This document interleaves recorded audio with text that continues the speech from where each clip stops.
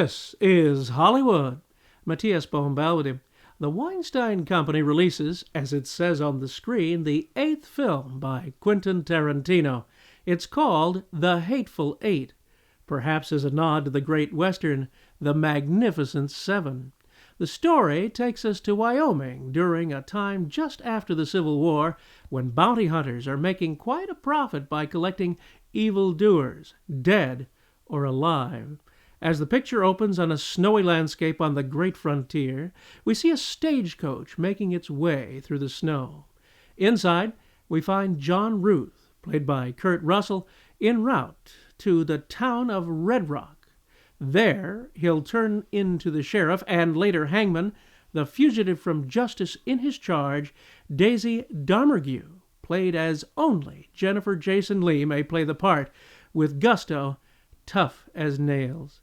The coach, driven by an obedient man named Obie, comes to a stop when they encounter, would you believe it, another bounty hunter, Marcus Warren, a former Union Army major in need of a lift in the middle of nowhere. He's played by director Tarantino's good luck charm, Samuel L. Jackson. After a short and guarded conversation, Warren is allowed to ride to Red Rock. A blizzard is following their path and will soon unleash its power of nature upon them. Hard as it may be to believe, they encounter a second man in this winter wasteland, no less than the new sheriff of Red Rock on his way to his new job, as the last sheriff had been done in. This is Chris Mannix, played by actor Walton Goggins.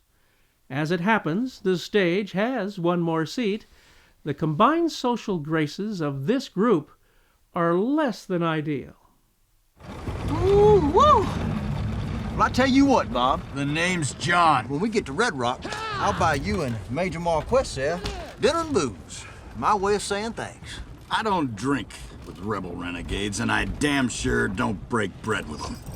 Well, Mr. Ruth, you sound like you got an axe to grind against the cause. God, renegade army. Bunch of losers gone loco, you bet I do. Wrapped yourselves up in a rebel flag as an excuse to kill and steal. This ought to interest you, Warren, in particular emancipated blacks. Sounds like my kind of fella. Sound to me you've been reading a lot of newspapers, printed in Washington, D.C. Anywho, I'm just trying to let y'all know how grateful I am. I was a goner, and y'all saved me.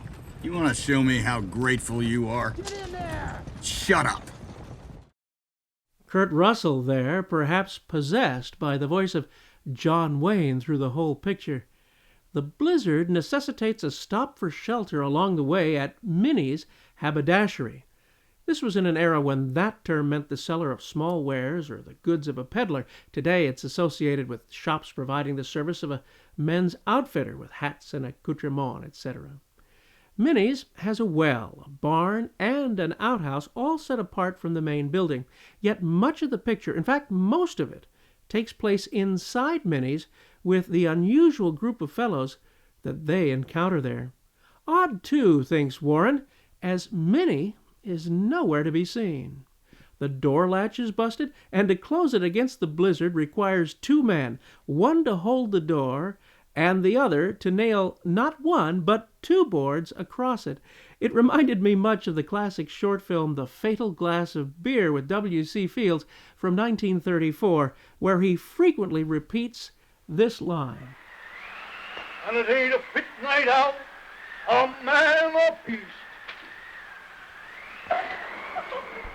Very similar. And, as in that film, The door in this film is a running joke in the Hateful Eight. Eventually, the fellows reveal some of their identities, and as it turns out, there's an Englishman by the name of Osvaldo Mowbray who has definite ideas about justice. If you're found guilty, the people of Red Rock will hang you in the town square, and as the hangman, I will perform the execution. And if all those things end up taking place, that's what civilized society calls justice. However, if the relatives and the loved ones of the person you murdered were outside that door right now, and after busting down that door, they drug you out into the snow and hung you up by the neck, that would be frontier justice. To me, it doesn't matter what you did. When I hang you, I'll get no satisfaction from your death. It's my job. I hang you in Red Rock. I move on to the next town. I hang someone else there. Tim Roth enjoying a fun role as Mowbray.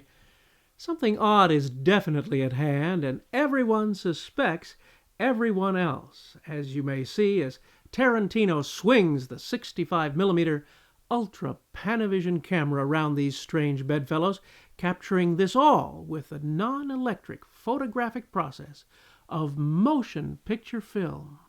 One of them fellas is not what he says he is. What is he? In cahoots with this one, that's what he is. One of them, maybe even two of them, is here to see Domergue goes free. Are you sure you ain't just being paranoid? Our best bet is this duplicitous fella ain't as cool a customer as Daisy here. He won't have the leather patience it takes to just sit here. He can't handle it. He'll stop waiting. Try and create his opportunity, and that's when Mr. Jumpy reveals himself. And what you got to say about all this? What I got to say about John Rhys Ravens? He's absolutely right. Me and one of them fellows is in cahoots. We're just waiting for everybody to go to sleep. That's when we're gonna kill y'all. They may not have to wait that long. As actor Eric Rhodes said in the 1934 movie The Gate of Orsay, someone is cahooting with him. I've never been a fan of Mr. Tarantino's work as he celebrates the grindhouse era of the movies, which was the lowest point in quality in the realm of the cinema, associated with the end of the big Hollywood studios and the decay of the remaining grand movie palaces to dollar shows where transients went to sleep more than watch movies. In this environment of low morals and poor taste, film prints were run ragged to ambivalent audiences. The emphasis of this aspect in the director's work has staged a revival in this awful stuff. It has a loyal band of followers that idolize it as art. That said, I may have enjoyed this picture more than any other of his that I've seen. As in the past, Tarantino has written the story. The dialogue has a daring frankness and honesty that I really savored. The characters are engaging, and the actors are clearly having a wonderful time.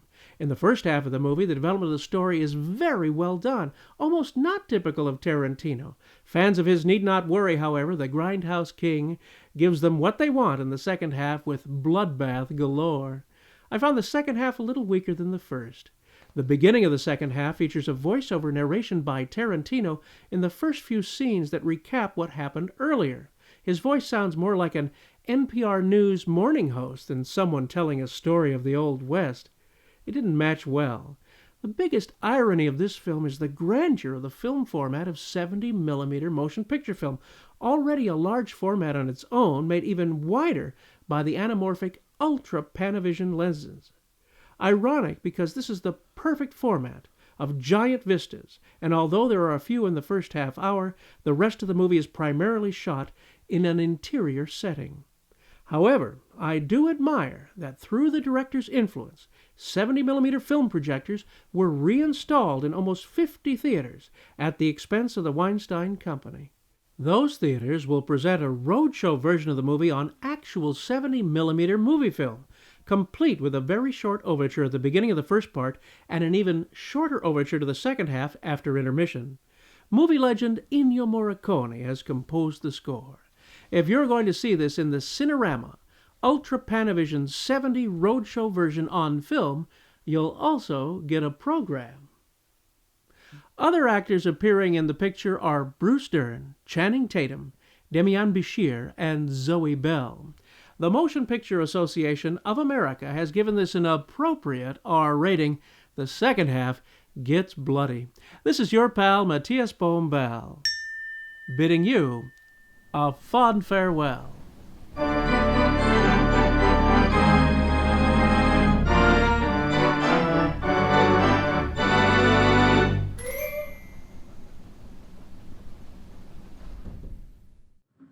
My Uncle Ichabod said, speaking of the city, it ain't no place for women, gal, but pretty men go